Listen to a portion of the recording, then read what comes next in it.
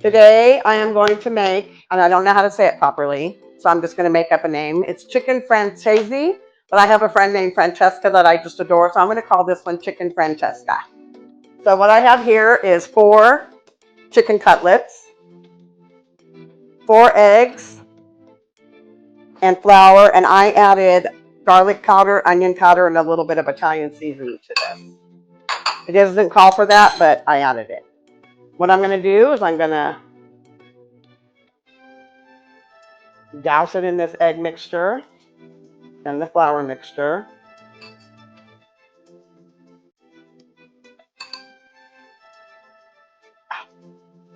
And then we're going to put these in here. This is 2 tablespoons of olive oil and 1 tablespoon of butter. And I'm going to saute these about 3 or 4 minutes on each side. What's sauteing? Like just brown, saute, brown. They're in a pan, they're sauteing.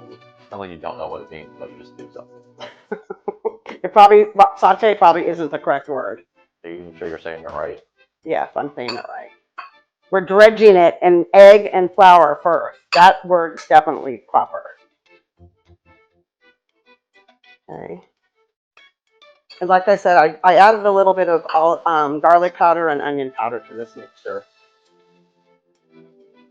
Why? Just to season it a little bit more. Don't look at me like that. Okay.